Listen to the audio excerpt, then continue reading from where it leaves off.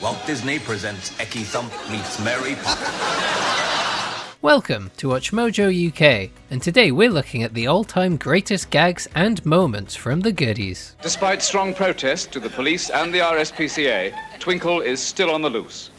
Michael Aspel, BBC, London. Before we begin, we publish new content every day, so be sure to subscribe to our channel and ring the bell to get notified about our latest videos. Number 10. John Cleese's Genie. Here we are, ladies and gents, unique collector's item, one empty baked bean tin. Great sentimental value. Throughout their careers, the Goodies were regularly compared to the Pythons, with critics often pitting the comedy tropes against each other. But as any comedy fan knows, the groups were close friends, all meeting at Cambridge and frequently appeared in one another's projects. There was hardly a rivalry at all. Perhaps if I polished it up, might be a bit more tempting. Now for something complete. One of the most memorable collaborations comes at the very end of The Goodies and the Beanstalk, where they rub a magic bean tin and a genie emerges, played by none other than John Cleese. Cleese turns up and delivers his classic flying circus catchphrase, before deriding the Goodies as a kids show, an allegation it was regularly hit with. Kids program! Number 9. Bigfoot. Though at first he'd been kinda lonely, he soon found he got a whole heap of friends up there. They all got together with old Bigfoot and surely started to swing. What if Bigfoot was just a man with a really big foot? That was the premise of this later episode, which certainly wasn't going to beat those kids show allegations when it contained a musical number, one of the many penned by the late and great Bill Oddie, all about Bigfoot.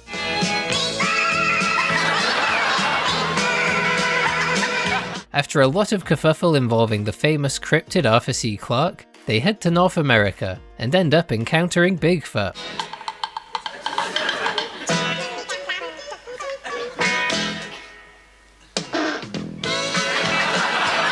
It eventually turns out that Bigfoot is just Tim with an enormous swollen foot, and near the end, he breaks into song, celebrating his return to the wilderness and all of the woodland creatures he'd befriended.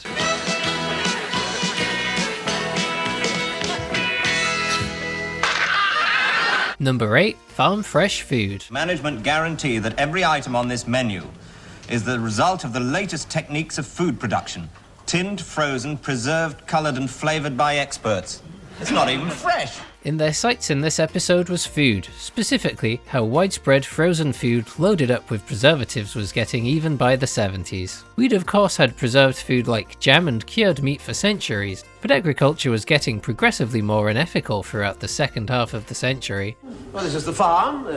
It's what you wanted to see, isn't it? Yeah, but where's all the edible animals? When the Goodies visit Tim's uncle and his high-tech cruelty farm, they realise that the non-fresh food scandal goes all the way to the top. Despite the absurdity of the farm that looks like the interior of the TARDIS, it was all weirdly close to life. Battery farming remains immensely controversial, and meat-free lifestyles have only gotten more popular. But what about the sheep in the meadows, the cows and the corn? Oh, that's sentimental claptrap, if you don't mind my saying so. Number 7. Earthanasia. The world will end at 12 o'clock tonight.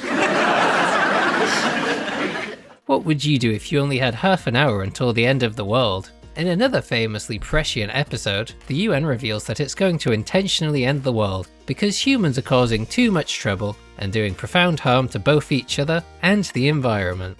For me, what am I going to do for my last few minutes? Graeme, I must admit I don't know.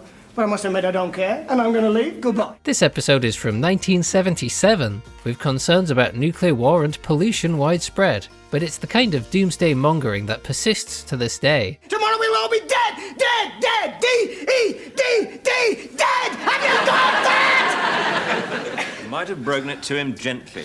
Madness descends as they try to work out what to do, with the final punchline being a masterstroke in dark comedy. They think the whole thing was a joke, until Graeme admits he puts the clocks forward by 30 seconds. I put the clock forward. Only about half a minute.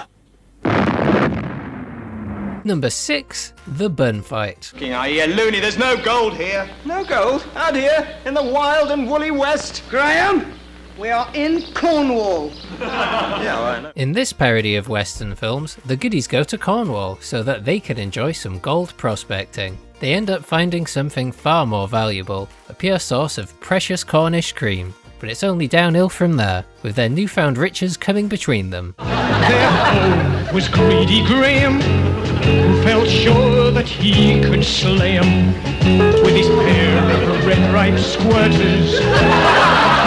With each of them finding a source of one of the 3 ingredients of jam and cream scones, they try to reach an agreement at Graeme's new OK tea rooms, but a violent food fight breaks out. It's the ketchup fight and the concluding musical number that we remember most fondly, as they approach each other to resolve their jam and cream related differences. Fun fight at the OK tea room. Enjoying this video? Be sure to tune in to WatchMojo UK's 24/7 livestream for more British content. Scan the QR code on screen to join us for live non-stop Blighty. Wearing your coat of arms? I certainly am. And here it is. Number 5. Camelot. Hear ye, hear ye, hear ye. This missive writ on this the 12th day of April, in the year of our Lord 1973. Another totally ludicrous premise happened when the Goodies went medieval, with Tim introducing them to yet another of his uncles, King Arthur, or Arthur King, who lives in Birmingham and has lost his marbles. And so King Arthur, Queen Doris, Uncle Sir Lancelot, the Venerable Bede, the Royal Infant and the dog Spot did leave Camelot. Arthur wants them to house sit for him and keep an eye on his court while he's away at the seaside, with the trio coming into conflict with the local council, who want to bulldoze the castle to build a motorway. Their attempt to rally the public into supporting Camelot goes horribly wrong, and the council planner infiltrates the house, imprisoning them in their own medieval dungeon. I must advise you, subject to subsection C, para 12 of the Town and Country Planning Act 1947, you'll be obliged to sell in the end. Is your answer still no? Yes, it is. Turn the screw. Number 4. Mrs. Desiree Carthorse. Don't you recognise me? Wait a minute, the face is familiar. Oh, yes, of course. It's, Mrs. Desiree Carthorse. This Mrs. Desiree Carthorse? Of the Keep Filth Off television campaign? The same. Throughout their long television career, the Goodies had one goal: get a complaint from Mary Whitehouse. Unfortunately, Mrs. Whitehouse thought the Goodies was just good, clean, family-friendly fun, which aggrieved the trio to no end. So, in order to coax her out, they concocted an entire episode poking fun at her, with the character of Miss Desiree Carthorse a barely disguised parody of TV's legendary moral crusader. Now, we all know what a bad effect SE on screen has on people. Do we? Oh, we do. Oh, yes, we do. The episode's alternate title is Sex and Violence, which was sure to get Mrs. Whitehouse's hackles up, except that it didn't. In fact, she wouldn't be encouraged to complain until the Series 8 episode Saturday Night Grease. You're going to make a film about SE? No, you are, and there's the script I've written for you. It's called How to Make Babies by Doing Dirty Things. Number 3. Apartheid. South African tourist board through door and turn white. In one of the most cutting examples of satire from the entirety of the 70s, the Goodies took on South Africa. While not every element of this episode has stood the test of time, the general idea was to poke fun at the inherent absurdity of apartheid-era South Africa.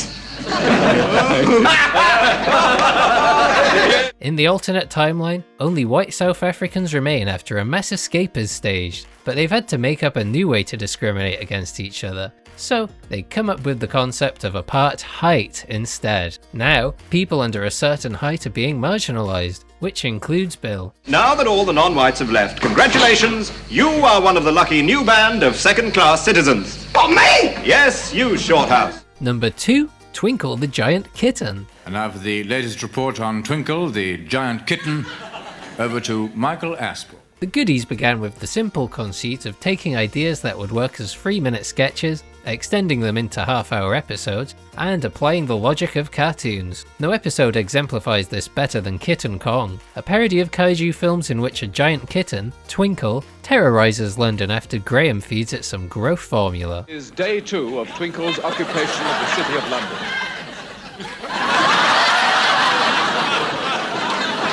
In a show famous for its inventive special effects, Twinkle stands out, destroying miniature replicas of famous landmarks, including St. Paul's Cathedral and the Post Office Tower.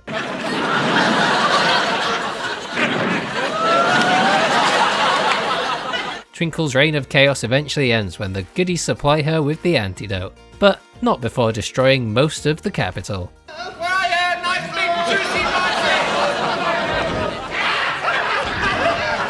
Number 1. Ecky-Thump. Every day I learned new skills. But only for peaceable purposes. The episode that was so funny it famously killed a man. Kung Fu Capers is one of the most memorable 30 minutes in television history. The typically bizarre premise involves Bill reluctantly teaching Graeme and Tim the ancient Lancastrian art of Ecky-Thump, i.e. hitting people with black puddings.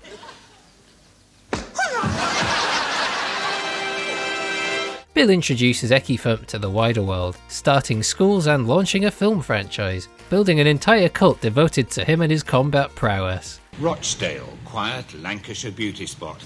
This is where it all began.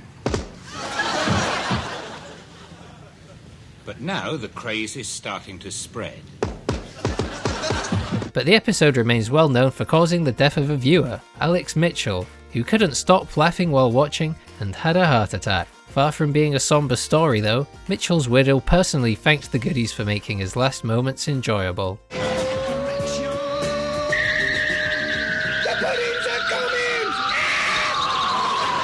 Let us know which Goodie was your favourite in the comments, Graeme, Tim or Bill.